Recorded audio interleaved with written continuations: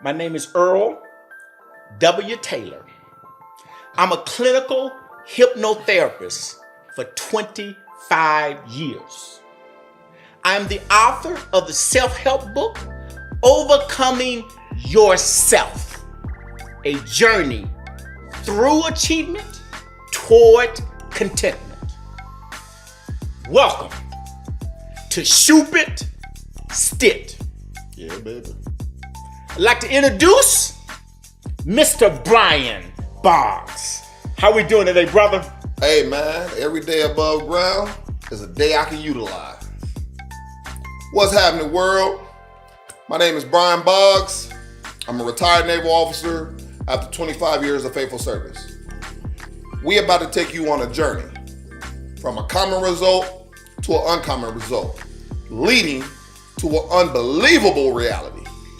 And we're going to be traveling at the speed of now. Let's do this. Let's do this. Already. Let's stay excited. I'd like to also introduce Mr. Antoine Jarvis. How you doing today, partner? I'm amazing. I think the special guest Raul said it best. You know, it's better to be seen than viewed. That's a fact. You know what I mean? And that's been sticking to me. That's been sticking to my mind, man.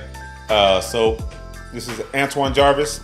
I do want to say I've been in the trucking industry for the last 7 years and just took on the role of, ownership in July of last year. Started my own trucking company. So my focus is serial entrepreneurship. And again, like I was saying before, that is something I want to gravitate towards. I believe that if you put it in the air and you speak it, it will become our reality. That's a fact. Yep. We alone create the reality that we live. And today's subject is security. Security. How secure are you? Where does security come from? Well, before security, there's outer security, which is protecting the body. And then there's inner security that protects the inner man. And that's where we get some of our insecurities. Facts. So we're going to explore this subject. How secure are we in our relationships with others? How secure we are in our world? What is security? That question. What's your definition? My definition of security. I'd like you to answer that question, sir. How you Not a problem. I can roll with it. I like how you did that right there, though. My definition of security is I don't have one.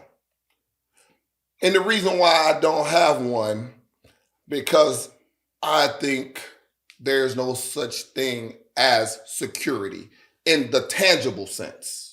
Now, don't get me wrong, there's a physical security, like you said, with the outer, and that is still an attempt to do something, but it's not guaranteed because of uncertainty. With uncertainty, there is no certainty. So especially when you talk about inner security, it's really, are you comfortable with yourself? So the security thing is non-existent in my opinion, to me. Now, I know it is to a lot of people. What about you, brother? Shoot, security. Man,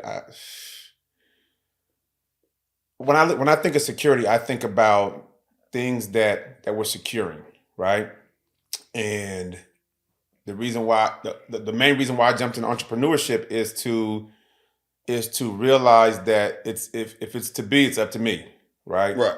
And you can't feel secure at a job. At any given day, there could be a divorce that takes place, and the company splits up, or the company goes out of business. So a job, there is no security within a job. So there's no for security me, in entrepreneurship either.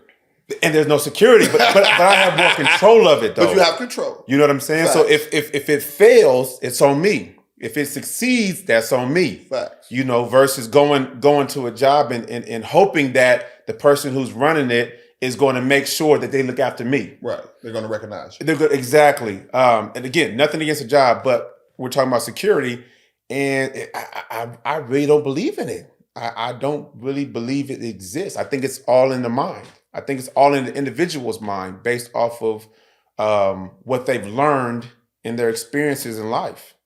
What you think, Earl? So what I hear you guys saying is that security is not a fact, it's a feeling. Facts. It's a feeling. Yeah, I can embrace that. That is a fact. It's I a can feeling. embrace it. I feel. The inner man is feeling insecure. Insecure. If you're in a relationship and your partner feels insecure, all you have to do is to offer that partner reassurance. That's something outside of that individual. So in response to a feeling of insecurity, you can respond with reassurance. But that Key word. However, means keeps happening. Absolutely. However, the alternative to someone outside of you helping you feel secure is something inside of you. And this something is called assurance. Are you assured in who you are? So you have a feeling of insecurity. You have a natural response outside of you by somebody that cares about you, Right. saying, I can assure you I care about you. I can assure you it's going to be all right. But what if there's all the assurance in the world and there's no insurance? There's all the assurance from the outside. But there's no insurance, like you said, though. Inside of you. There's nothing. Can that person help you? Not at all. I'm gonna tell you a story from my childhood. Not childhood, my young adulthood. When I was a younger man, when I was 22, I had proposed to a young lady when I was in the Army. I did a couple years in the Army, and 5 years in the Army to be exact. I proposed to a young lady, and she was a very insecure young lady. I found myself reassuring her all the time. So then I go home on leave, and I tell my grandmother about it.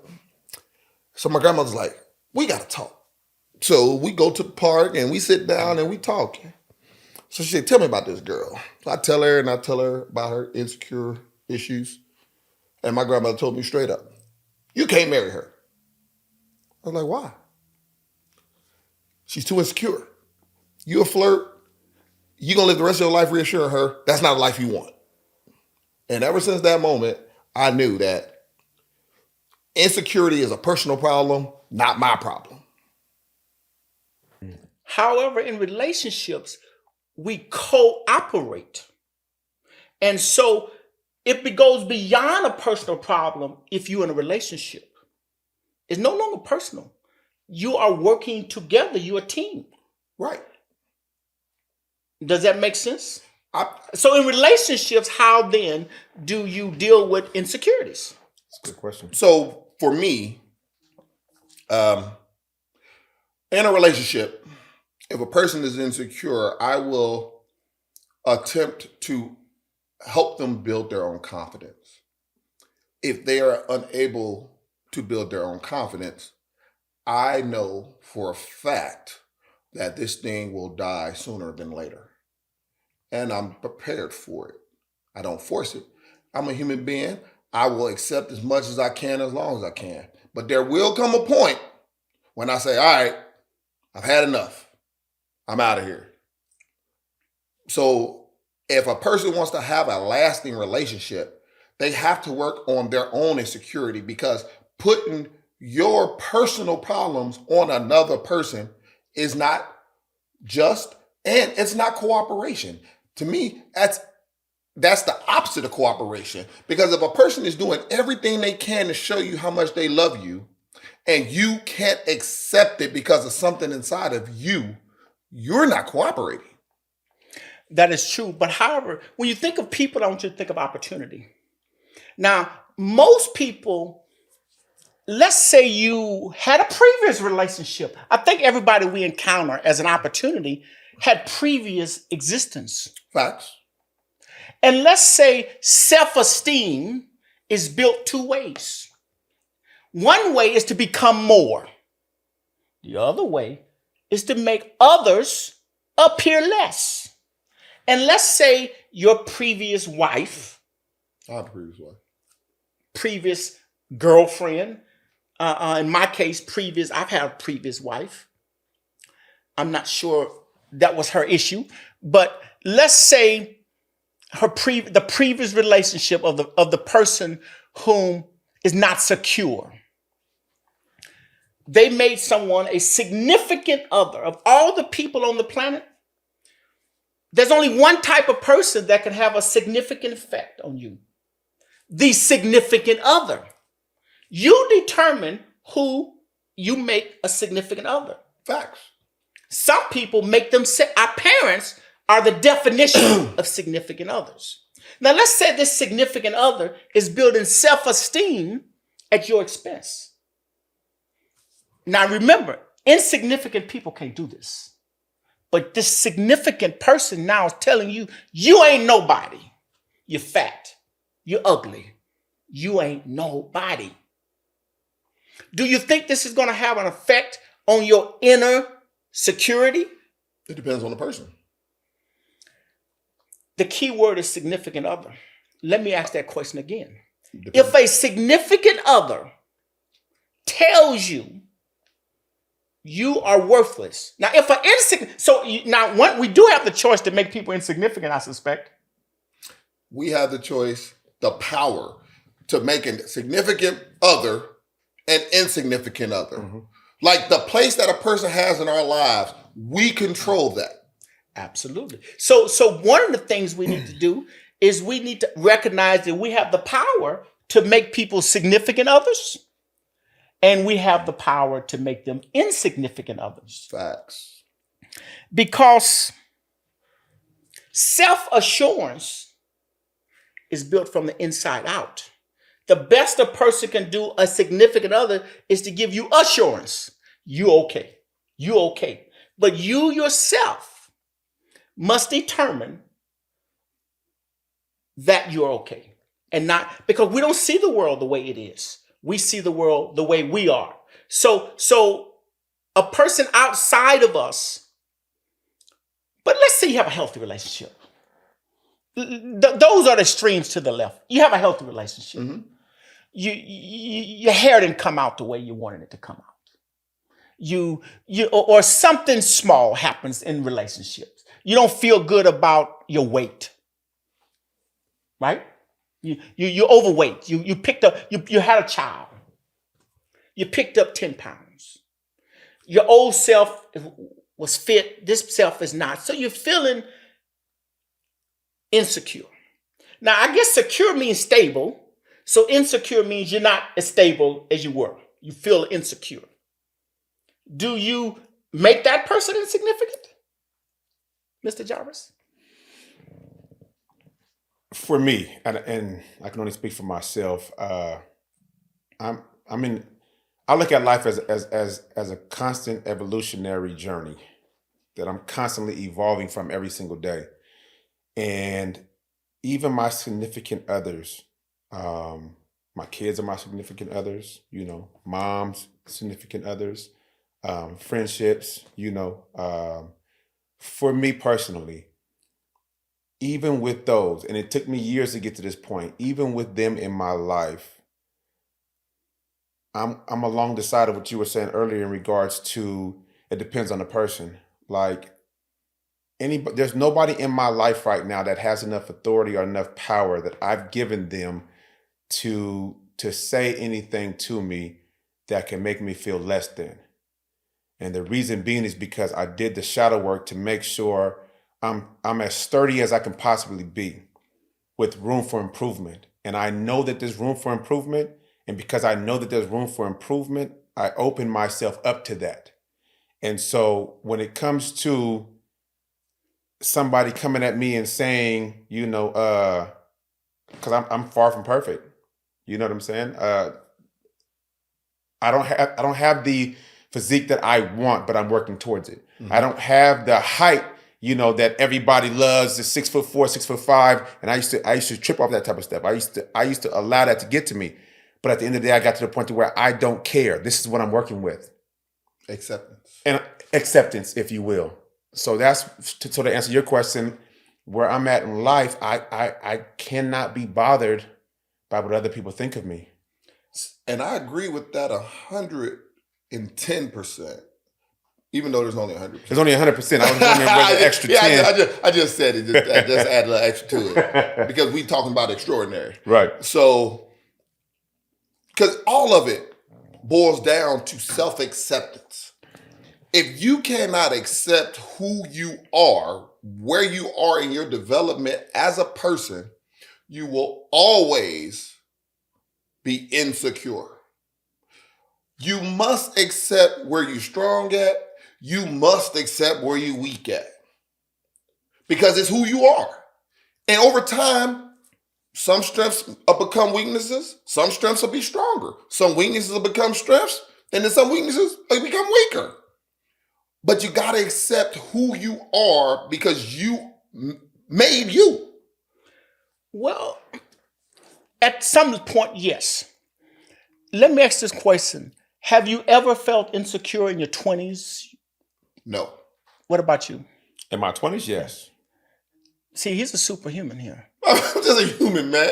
Yeah, you know. Yeah. Most people, the teenager, the most significant thing in his life or her life is other people's opinion of them. Because self-esteem is built from the outside in. Right. I had some insecurity as a teenager. Look at self-acceptance is built from the inside out. So everybody's at different levels of development. So we're talking about this person who feels insecure. Translated, I suspect they feels non-accepted. They feels unacceptable by society. So they're building self-esteem and they're seeking approval of society. I disagree slightly, and the reason why. Well, this person exists. This is No. There are people. No. I know those people exist. What I say is, I think that it's not that they are seeking acceptance necessarily from society. It's that they think that they're not acceptable to society because they don't. Because that's the crazy part is they don't know what other people are thinking. See, you're talking as a outside. developed mind. Obviously, he done been through some stuff that he done forgot about. He just forgot that he was insecure.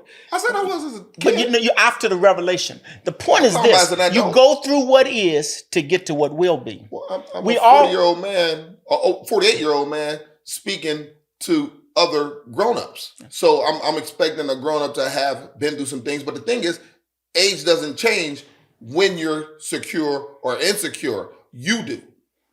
The point I'm making is this: insecurity exists. People feel insecure. I agree. And sometimes significant others can offer reassurance. Mm-hmm. And most of the time, that reassurance can stabilize that feeling. True.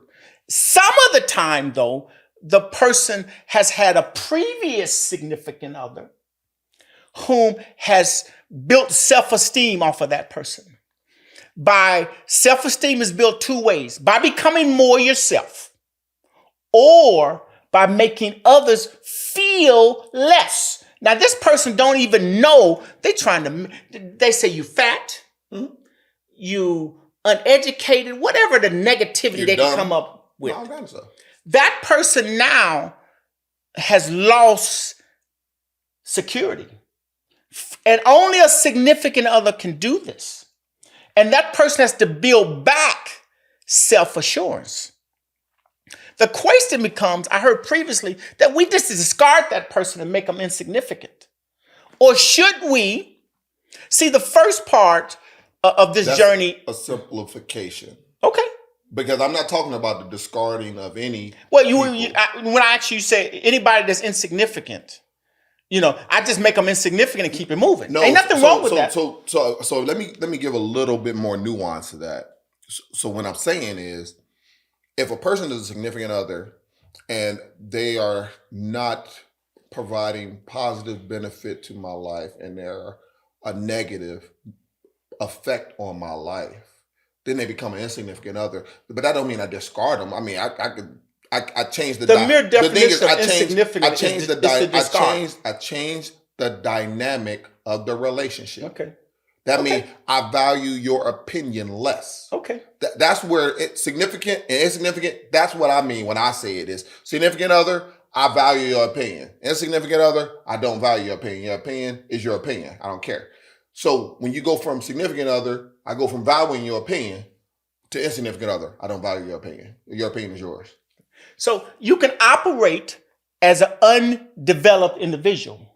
You can cooperate as a developed individual. The more you cooperate, the more developed you are. I walked into a room. The first thing I said is nothing I can get out of this room. Nothing. Guess what? I wasn't there to get something out of that room. I was there to bring something to that room. Because if everybody operated as individuals trying to be secure and not caring about the insecurities of others through reassurance, we would have an undeveloped world, and we are developing, in my opinion, toward that. Does that make sense to you? It does. It does. It's a process. That's a fact. Right? It's a process.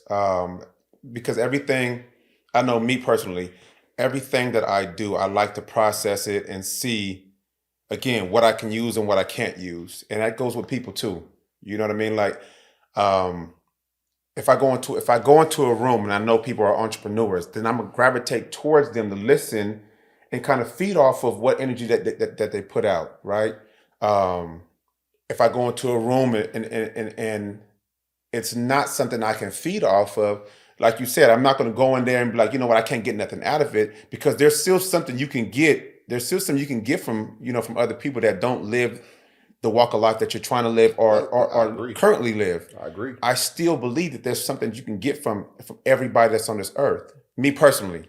And more accurately, this is about something you can give to others. And that. The illustration. And that. When you cannot get nothing from an individual, in that predicament, you're there to bring something to that individual. As long as you're aware that is something that you can do. And that's exactly why I say a negative effect. Because if a person has a negative effect on you, now you got to make a conscious decision whether or not you're going to allow yourself to be starved and die, or if you're going to continue to live. So here now we got this institute of marriage that forces human beings to get in a predicament and tell that rational lie to death do you part. Now you're in a situation, some people call it stuck. You're never stuck. Never. But you're in a situation full of opportunity, because the person now is your real, you say, I want to make this person my significant other. For some reason, people do that. They say, I want you to be significant for the rest of my life. Over everybody else. I choose you to be the most significant person in my life. Individual in my life. Now, in that environment, how do you create security? That environment doesn't necessarily need security. Every environment needs security. No, it doesn't. Because if you say, okay, I want this person to be a significant other, and they're already secure in who they self, what do you need security for? So what I hear you saying, that's my point. Is there such a thing as a human is never in? Now remember, we said security is feeling. Right. So women have a bad hair day. You've ever had a situation where things didn't work out perfectly for yourself? Of course. And you felt unstable, insecure? No. Never? No. Not now. When I was younger, yes. Oh, okay. But as an individual now, because I don't live in the past. The past is the past. It stays back there. I'm never going to have that situation again. I can only speak about now, moving forward, because we're moving at the speed of now. Clear. So now, with who I am as a person, if something unfortunate happens to me, I accept what happened, unfortunately. And I have a responsibility to see what my part of it was. And then I do something about my part of it, because I can only control my factors in an equation. Clearly, he has become an extraordinary, strong individual. He has the strength of he has strength. The goal of strength. The goal of strength. The goal of strength. The goal of strength is to help others. But if they ain't holding on to the rope, how am I pull them up? You can't pull them up. That's my fact. That's fact. But that's what I'm saying. But now we're talking about this. They got to cooperate. Yeah, they do. To some degree. They do take two. So what I hear saying is that the first step is to offer. You can offer minimum reassurance, or you can offer maximum reassurance. I would suggest offering maximum reassurance. But they got to cooperate. You can reassure all day, but if they're not cooperating in what you're doing, you are wasting your breath. Translated, the person has low self-esteem. If they see themselves as a bottom of the barrel human being, and no matter how much you tell them they're not, and that's all they can see of themselves, that there is nothing you can do to fix that. That is a fact. That is a fact. What's inside the person is always greater than what's outside the person. That's what you said. The question becomes the CPR. Now you're fighting for people say, I'll die for you. You're your spouse or whatever. So you're doing this CPR. The question, when do you stop? Well, you don't. You get, but I guess when you exhausted, that's when you stop. That's what they tell you to do. Once you're physically exhausted and you can't push no more, you have to stop. But for most people, I think if we were simply aware that we all feel insecure at some point, and if you never feel insecure, you are unique. Those people, I suspect. Do you ever feel insecure? Yes, I do. I mean, thank you for that honesty, because I do. I do constantly. It's a constant battle. It's a constant journey for me to overcome that. And sometimes I don't overcome that because I'm human. And more specifically, the reason you feel insecure is because you value something. Insecurity is an indicator that you value something. And if the person is significant, they will have significant effect on your life. I'm going to ask you a question. Yes. Can you please illuminate what you're saying there, where if you're feeling insecure, that means you value something, because the dots don't connect to me, and I would like to see some light on that. Okay. You value something. Insecurity, let's say a common reason people feel insecure that their mate is out there and they suspect they're having an affair. They don't want to lose that mate. They're insecure. Does that make sense? That I understand it. Was that you asked me for an example? That's just one example. I understand it, but I guess. And you value that. If you didn't value that person, you'd be, I don't care. Yeah. I mean, but see, from my perspective and how I hear it and how it calculates in my head, it seems like that is a definitive method that is like, but nothing is 100%. Okay. Generally speaking, okay, gotcha. Okay. Generally speaking, most people feel insecure. And generally speaking, the value, the reason people feel insecure, and now that makes only significant others can cause you to feel insecure. That's that. An insignificant person is going to have an insignificant effect in your life. No, some people were the definition of comments from people on the internet, people they don't know, make them want to kill themselves. So yes, insignificant others can have an effect on people still. Well, the definition of significant is people you value. That's all significant. What do you think?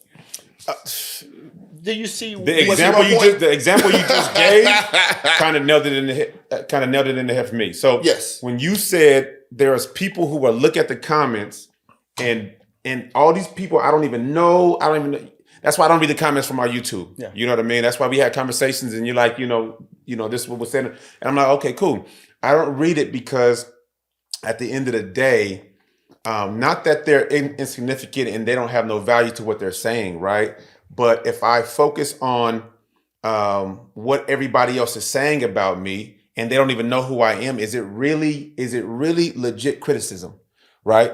So when you say people have killed themselves, committed suicide because of what insignificant people have said, then that kind of shows that even insignificant people do have value in your life, and you do hold them to some regard, to the point to where, you know what, I'm gonna take my own life because what you're telling me, even though I don't know you, I'm gonna take my own life based off what you're telling me. And now you see why I say it's more about acceptance of yourself, because if a person accepted who they are, like, and me, I do read the comments of the YouTube, because me, I'm always about evolution and self-improvement. So negative or positive comments, people in the world, hey, I love your comments. Please continue to leave comments, because I read them, because I utilize them, and I'm always trying to be a better me tomorrow than I was today. So, okay. But as far as insecurity being created by comments of someone else that I don't know, you know, and I say insignificant because I don't know them, because they're not a significant person in my life. I don't know them. They can't be significant if I don't know them. And there are people on this planet where insignificant people can have a direct impact on their insecurity. You've illustrated that example. The person in this case is society. Society takes upon a personage. Society either accepts you or rejects you.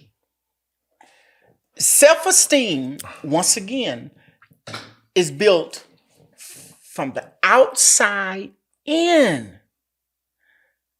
We don't have to call them, let's discard of the word significant other, because some people will say it's significant, is not, that the society wasn't significant. Mm-hmm. The stronger people make everything insignificant, and they become self-assured. I'm not gonna say they make everything insignificant. I don't make everything insignificant. It ain't personal toward you. No. I'm talking in general. I know, and I'm speaking in general too, as a general term. And if I don't finish, I can't make my point. But, you know, go ahead, brother. Go ahead, man. I mean, just when I heard that, because it resonates with me, and I apologize for not allowing you to finish your point, because that is not something that I want to do, is where not letting you fully develop your thoughts. It ain't personal, man. We it's just not having fun. You know, it's not personal. What it was is, because I have a lot of significant people in my life, but significant or insignificant, whatever you say, it doesn't matter. If you're talking about me, as in I'm a jacked up person, I'm ugly, I'm a dummy, I'm fat. Clearly, you have gone through self-esteem towards self-acceptance. This is what it looks like when you complete the task. You become self-assured. You do not need reassurance. That is fundamentally your point, and is very well taken. But the people need to get there. What's some ways that people get there? What are some ways that you use to get there, if you don't mind? One, and the biggest one, is accepting who you are. Can you accept who you are if nobody else accepts you? Why do you think a large group of our citizens stayed in the closet for so long? They were unacceptable. It took a lot of struggle to come out of that closet, because they were unacceptable. Blacks were property. Little black girls would look at a white doll and a black doll and choose the white doll, because that's how important self-esteem is. It's built from the outside in, and then if your parents do not accept you, you will struggle for a lengthy amount of time with self-esteem. Does that make sense? It makes sense to me. It makes sense to me. So going through what is, we need to recognize that significant others, society, now we're talking about a group of people as opposed to one person that caused that man to kill himself, or that girl on the internet. That is important. Self-esteem is important. And that's why humans struggle with insecurity. And once we understand this, perhaps we can offer large doses of reassurance on a consistent basis to every single individual you meet as a free gift. And most of those people will become full again. They will become reassured again and eventually get to self-acceptance. Now, it's, I think that's one of the issues. What is? What? Can you elaborate? Is a lot of people stop at self-esteem. Well, no. Well, people not stopping. They're struggling. It's a difference. Those people that were in that closet for all of those years, they weren't stopping. They were struggling because they arrived. They eventually arrived. They came out that closet and they said to them, and the bottom line of self-acceptance, as we've discussed earlier, I'm okay. I am okay. So security, the interesting part about those people who've acquired security, inner strength, self-acceptance, you constantly show up as an extraordinary individual. And therefore you just, bam, I have self-acceptance. So the thing is what I see, because what I want people to understand is, because one, self-esteem is the destination for some people. Self-acceptance, they don't even have the concept of it. I know a lot of people that say, I have high self-esteem. And to them, that's the pinnacle. My self-esteem is this high. No matter what you say, it ain't gonna affect me because I got great self-esteem. That's the word they always use, self-esteem, self-esteem. They don't use self-acceptance because that's the only goal that they've been taught to go towards. If you run in a race and you think you're at the finish line, you stop, even though you got another lap. People got to understand that there's another lap to self-acceptance. Self-acceptance is fundamentally the acceptance of others. Our inability to accept ourselves is fundamentally our inability to accept others. What you see as a small, what you see in gross outside of you, there's pieces inside of you. Hatred of others is self-hatred. I agree. So thus, when you help another through reassurance, you reassuring yourself. There was this guy they called Mads. The more he gave, the more he had. So what we're saying is that, first of all, security is physical security, out security. Insecurity is a feeling, and this is different than vulnerability. Pete, go ahead. I was gonna say, I want you to finish, but I just pointed because I wanted to make sure I didn't forget what I was about to say. Is like you said, insecurity is a feeling, but like I said, just because you feel it, don't mean it's real. And I have to be vulnerable. I have to be vulnerable right now. Because when you made the statement about people, go ahead and keep leaving those comments. You know what I'm saying? Because I wanted to grow, and my goal is to grow. And I just realized with this conversation that I was being very insecure. I like that. I was being very insecure. I was afraid to read these comments because I'm thinking that they're going to be negative. Yeah. And it's just going to be bashing me, and that's not what I want to hear. You know what I mean? Because I want to be on the positive train, if you will. Beautiful. But even those negative comments are going to. There's something positive I can get out those negative comments that I can pull from. So nothing's people, please keep those comments coming. Nothing's purely positive. And even if you only read 5-10 minutes or watch 5-10 minutes of the video, hopefully you watch the whole thing. Please provide whatever feedback you possibly can, because again, that was a vulnerable moment for me, and I want to be able to grow through that. And the only way I can grow through that is to take my time and read those comments and really see what I can work on, because I'm far from perfect. And I accepted that, but I enjoy and embrace the journey. I enjoy and embrace the ups and the downs. And I just wanted to put that out there real quick, because as we're talking and when we're dealing with insecurities and things, insecurities, I'm sitting there thinking like, dang, that, I'm allowing myself to come to growth road and stop. Yep. Awesome. Exactly. You know what I'm saying? You ran the race. You thought you got to the finish line. You had another lap. Yeah. I had another lap. Good job. Good job. And I had another lap. Good And I job. appreciate this this podcast, and I appreciate this dialogue, because I just learned this through this conversation. Like, oh dang, I'm supposed to be this guy who wants to learn more. And again, I'm not basing it off anybody else's standards but my own. I'm supposed to be this guy who wants to learn more and grow more. And I just had a freaking aha moment. The light just clicked on for me. And I'm like, man, I'm coming to that road, and I'm saying I'm willing to grow, but only if it's according to my standard. Optimal conditions. It has to be something I have full control over. And that's the worst way of thinking, because I have no control over how growth looks to me and how growth comes to me. Only how I receive it and how I can utilize it within myself, if that makes sense. Hey, it makes perfect sense. So what I hear everyone saying is this.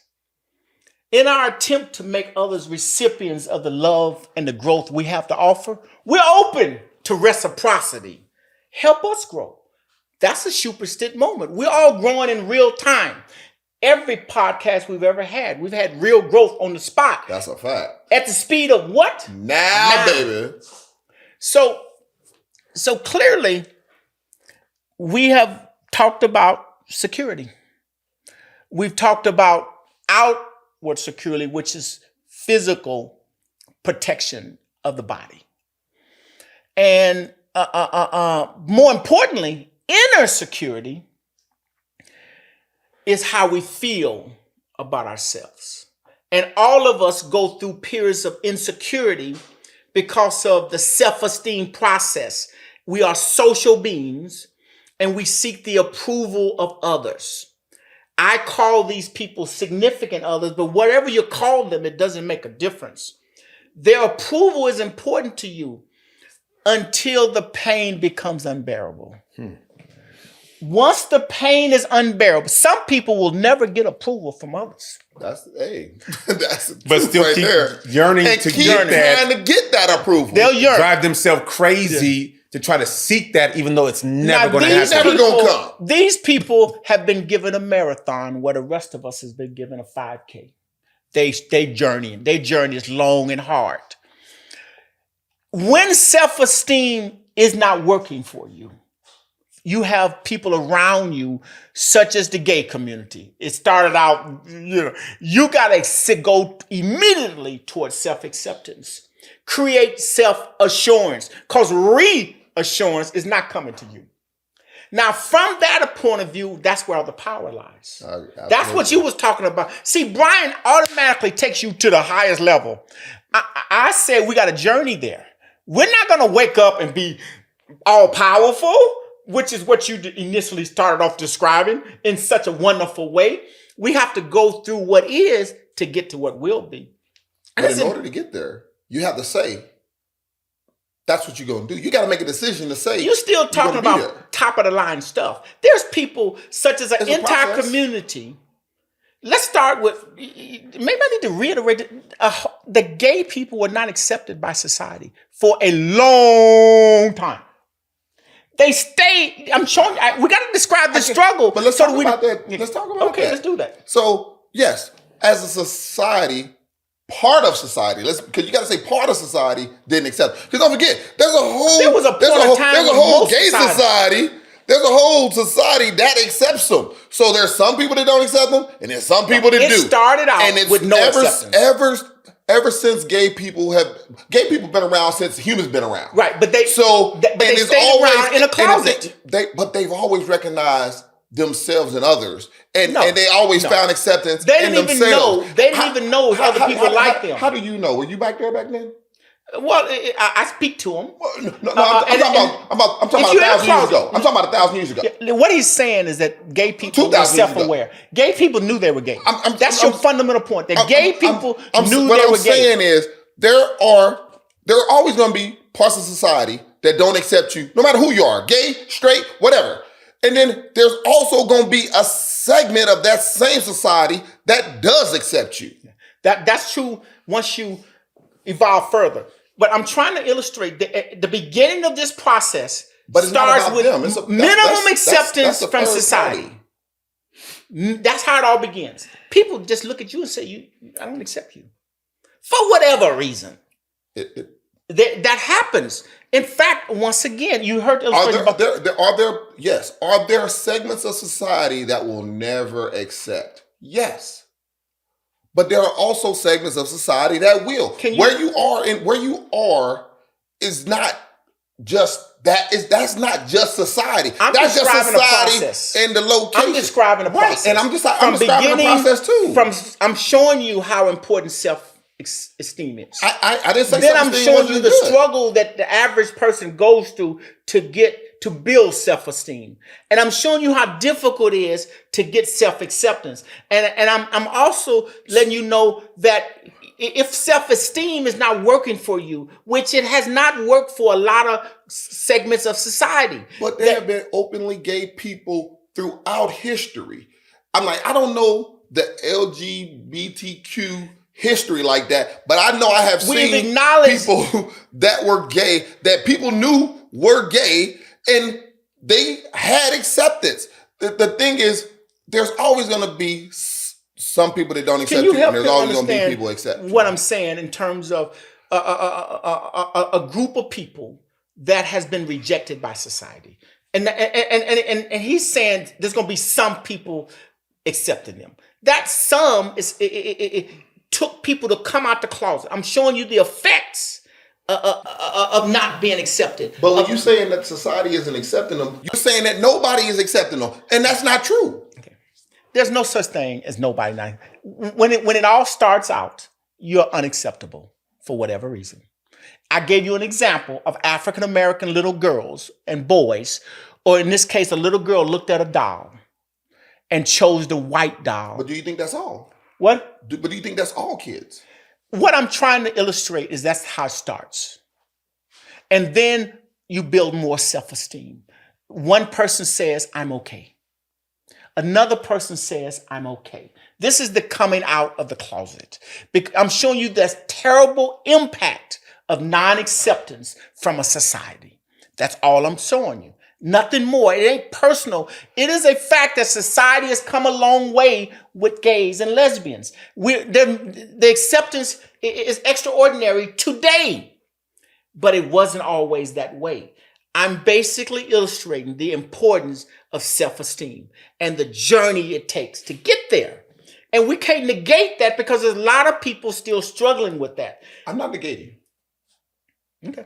I'm not negating. Okay. So I just realized at this moment what it was, and it was more of a miscommunication where when I was hearing you say society, I was taking that as an absolute where it's saying, because when you say a society, starting from this moment forward, in every podcast, there will be no more absolute because it doesn't exist. That's a fact. So when I speak, I'm generally speaking. Right. The average person represents 70% of the population. That's who I'm speaking to, the average person.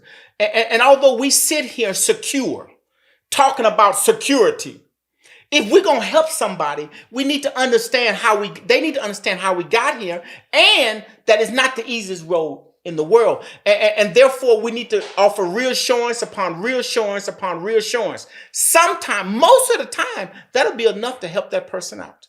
Some of the time, they also got to know what the destination is too. Because Yes. like you said, if you're running a race and you don't know how many laps you got, you might quit prematurely. Yeah, but most people, gas is just reassurance. If you gas a person up, they can go 1 more mile, 10 more miles. Next person, reassure them. So the essence of insecurity, the solution, the essence of insecurity is an attempt to build self-esteem by getting others to accept you. The solution is for others to give you reassurance and put something in your tank. And if you're in a marriage, if you for some reason decided to do life to death do you apart, and made one person the significant others, you must continually reassure each other. And if you continually reassure each other, both of you will come into self-acceptance and self-assurance. Continue. You haven't. I'll follow. Yeah. What's your? What do What do you think? The best listener in the world. Yeah, Let's have the best listener in the world. that's a fact. If we hone in on one thing, and I'm gonna go off of the example of relationship because I was previously married. One of the things I learned is I didn't reassure enough. I didn't know how to reassure. And that's kind of why I asked, what are some actual steps in real time can a person use to actually, reassure a person of what they're trying to reassure him of. I didn't know what that looked like. So the kind words and all that type of stuff, I didn't even know I was supposed to do that. I didn't know I was supposed to say you look good in that outfit. I didn't know you were supposed to say I like your hair. Right. You know what I mean? Find something good about that person. Right. And in some cases, it must be truthful. You'll be surprised. Sometimes I love you just like you are. You'll be surprised the difference that makes. And a lot of times we all have this, women will ask you a question. What they're really looking for is reassurance. They're setting you up to reassure them. But now I got to tie it back to our previous podcast. Stop having expectations for others and have expectations for yourself. Well, but I still think that's our greatest challenge. I don't think if you're expecting a person to reassure you, that's a problem. I don't think reassure yourself. Have more expectations for yourself. If you ever been in a situation where you were insecure, they go hand in hand. That's a fact. But every once in a while, we out there with a broken leg. You can't move further. You need the help of others. Just because nobody is all self-sufficient. Nobody's self-made. Nobody. So we all get in a situation sometime where moving forward is difficult. We've seen people carry a champion off the basketball court because his predicament was such, his attitude could take him no further. He needed two men to hold him. That's not insecurity. He needed that. And that's the function. If you're going to talk about insecurity or security, we secure each other through cooperation, through reassurance. They sound like expectation. No, expectations are inside the man. We're talking about if you're expecting an external person to reassure you, that's an expectation you have for other people. It is an expectation. It's an expectation. But we also said before that everybody's going to naturally have some type of expectation. Right. And then what we said is people should have less expectations for others and more expectations for themselves. Then we have unreasonable expectations it comes all together. And reasonable expectations. Is it reasonable for the person you told that common lie to in front of all these people, made them a significant others, told them to death do you part? Is it reasonable of you to expect for them when you're down to lift you up? Is that unreasonable? That's a good question. I don't think it's unreasonable because this is what I think. So I think that if a person is your significant other and they see you down, they're naturally going to lift you Not naturally. Up. People make choices to look out for themselves. I can only speak for myself. I didn't naturally do that. Yeah, people don't naturally do that. That ain't natural. When I look now, develop that. I had to develop it. When I look now, everybody does have to develop. When I look now, and I think that's like you gotta learn how to give natural birth, right? No, this ain't. I think there's two type of people. There's people that can do. There's people that can do things that just it just flows with them and it just comes natural for them, right? And I think that there's some people that were programmed a certain way, unnaturally, that it becomes a challenge to do the natural. Bottom line is this. If that makes sense. It's developed.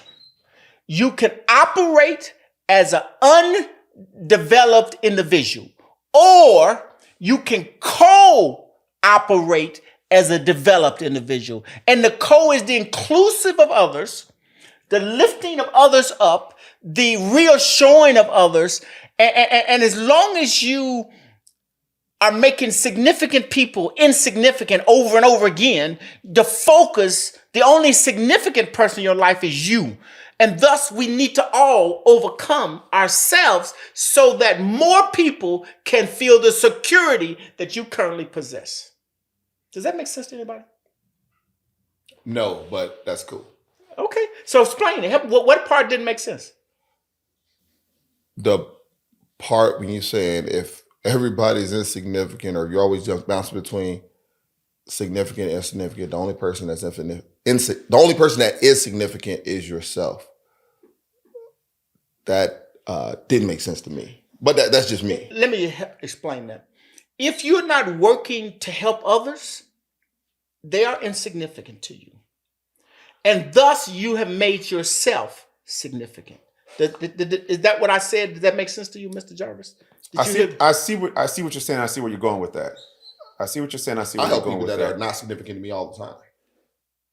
That like significance. No, I wasn't saying that. I'm saying if you're not helping them, if you are saying you insignificant,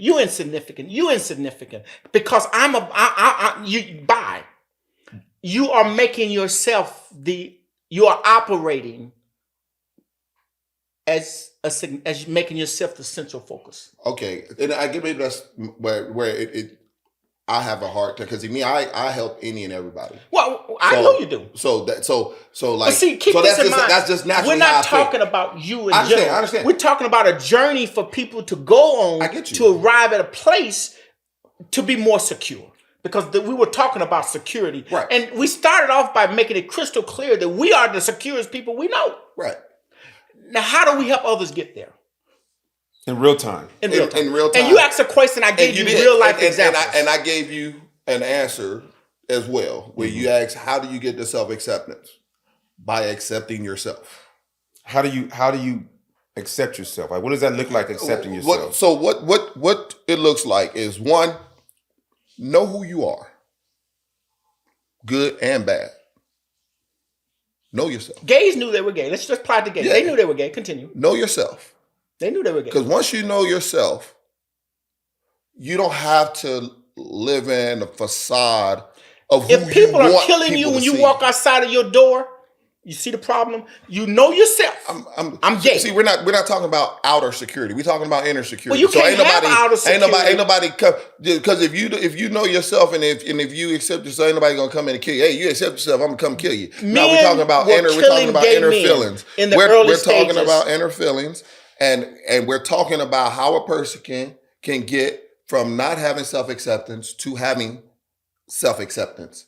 And I'm giving an answer, which is know who you are, and then once you know who you are, accept what you see.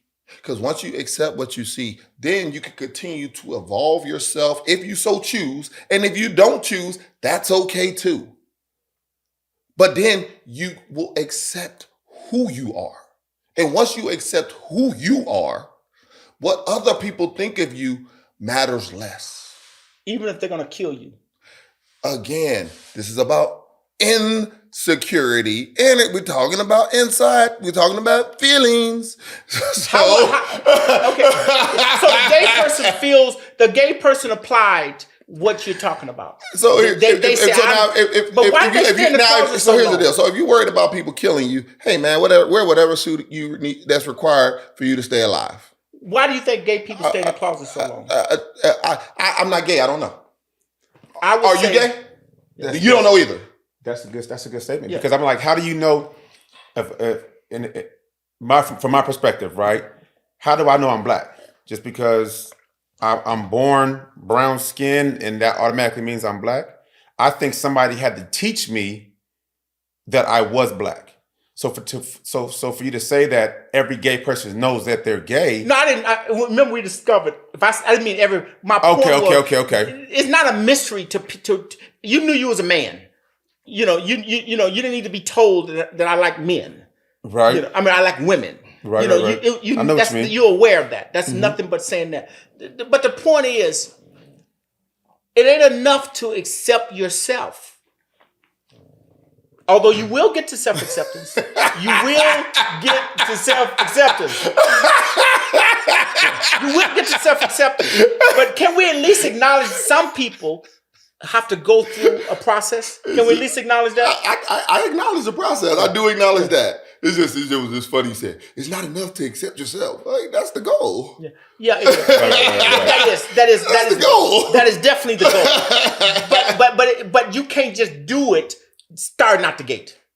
You can't just do it instantly. I said it's a process. Yeah, it's a process. Yeah. But the only way you start that process is to say that's what you're going to do. That's correct. Like if you say, I'm going to walk over there, the only way you walk over there is to start walking over there. Which you can't say I'm going to walk over there and keep sitting down. I'm going to get there one day. Yeah, I'm going to get over there one day. I'm going to keep sitting here, but I'm going to get there one day. Yes. I have been guilty of constantly representing a group of people that perhaps are not like myself in that regard. Because I have full self-acceptance. I have full self-esteem. But I understand the struggle. And sometimes I overstate that. I constantly overstate that struggle. On that note, gentlemen, the question is, have we left something unturned? Have we not cleared up certain things? Have we overstated or understated something? I'm going to allow you guys to have the final word. I'm a pass it to you, sir. Do you think we've come to a decent conclusion on defining security, or on the entire topic? On the process. On the process. Going from feeling insecure to getting to security. Did we leave anything out? Did we? I wouldn't say so much that we left anything out, because it's because beauty is in the eyes of the beholder. So hopefully everybody who's listening can decide, what they got and what they didn't get from it. So again, I try to focus on the idea of taking away what I can. And what I can take away is I still have a lot of work to do with, accepting who I am, right? And all my inadequacies and all of my strengths. And when I learned that if I focus on my strengths and not my inadequacies, then I'm not really accepting who I am, because I can also utilize those to enhance my strengths, if that makes sense. Absolutely. So it'd behoove me to know that whole spectrum of me. Exactly. So if we're talking about people, listening to this podcast and pulling something from it, acknowledge the whole spectrum. Know what that spectrum is, which is your weaknesses and your flaws. Know what that is and figure out a way to work on what you feel or what you deem is your flaw. And if you can work on that, because if you already know this is your strength, that's something you don't have to work on at this moment. It's not priority, but these are your weaknesses and your inadequacies and your flaws, then you have something to work on. And I think if you continue to work on these things over here on this spectrum, you can slowly but surely start adding things to the strength spectrum as you're working on it, if that makes sense. Absolutely. Yeah. So that's what I pulled from this conversation with you gentlemen, is focus on this side of the spectrum, or wherever you put your inadequacies, on whatever side of the spectrum you put it, and focus on working on those. And you can spend less time on your strengths. So if you're looking for what you can do right now in real time, your priorities can be the spectrum of things that you got to work on. I would like to add one caveat is look at and work on the entire spectrum, because strengths can become weaknesses if they are not paid attention to. Mm-hmm. So look at the whole spectrum of yourself to see who you truly are as a person. And then once you know and see who you truly are as a person, then you can accept where you are in that moment. Because you got to accept where you are in that moment. And then once you can accept where you are in that moment, that's when you can start the work, the process to continue to get better, if that's what you want. Because at the end of the day, the decision's yours. Right. Because a person may not want to change right. who they are. So basically we're speaking to the people who come to Growth Road, and they stop at a stop sign, and there was no stop sign there during the construction of that road. So we're speaking to those ones that actually want to evolve and continue to evolve. Because at the end of the day, if you just want to stop in life and wherever you're at in life, you just want to stop right there. There's nothing really we can do or provide for you because in your mind, you've already made the decision that I know enough. Exactly. You know what I'm saying? So me personally, I think that this conversation was kind of geared towards the people, especially, and I'm admitted myself, like myself, who are trying to get to the next level and who are trying to continuously grow and utilize the knowledge and wisdom of my elders, of the people who've already lived a certain life that I have not got to. You know what I mean? Kind of like how, the last podcast I said, my children have never been me, but I've been them. Right. You know what I mean? Mm-hmm. And I try to utilize that in every podcast I come across, every conversation I come across with men. I try, even with women, I started to look at, conversations I have with women who are older and what game can I get from them? What can I learn from them? The younger women, what can I learn from them? The younger men, age has nothing to do with it. Has nothing to do with it. Has nothing to do with it. But I believe that it did. And to some extent it does, because like you said before, you are at an age and that age difference should mean something. It's about the experiences that you've had in your life. But if you didn't experience nothing, you could be 80 years old and never left this and been in the same town all your life, and all you know is what you've seen in that little town. Some children die of old age. Some children die of old age. Age has nothing Some children to do die of with it. old Your age. So that's why I say. experiences So that's in life why I have say everything I to do try with to base it off of, from my perspective, I try to base it off of what I can pull from what you're offering, and then also provide some type of feedback by listening. Provide some type of feedback based off of the conversation that we have. So yes, to answer your question, I do believe that we touched on as much as we possibly could in this sitting, because we still could keep going. I can guarantee you right now, as soon as the camera's cut off, we're gonna keep going on touching on this subject. And I think the plane has been landed. I think so. Simply stated, if you feel insecurity and you cannot get acceptance outside of yourself, accept yourself. Accept yourself. Accept yourself. And that's what Brian has been saying the whole time. Accept yourself. Yes. And what I've been doing is trying to illustrate the journey. But you cannot get around accepting yourself. Period. And I think both of you guys were illustrating the journey. From different perspectives. From different perspectives, yeah. You know what I'm saying? As always, from different perspectives. On that note, let us increase the stupid. What? Don't you know that? I'm messing with you. I needed to hear him laugh. I need to hear him laugh. I knew it. You can thank me later for that laugh. For sure, brother. You know, and it's nothing but love. It's nothing but love here. Yeah. Because I see you look at him when you said it. It's got to end on the laughter. Let us increase the Shupidstit and let us decrease the stupid shit. There it is.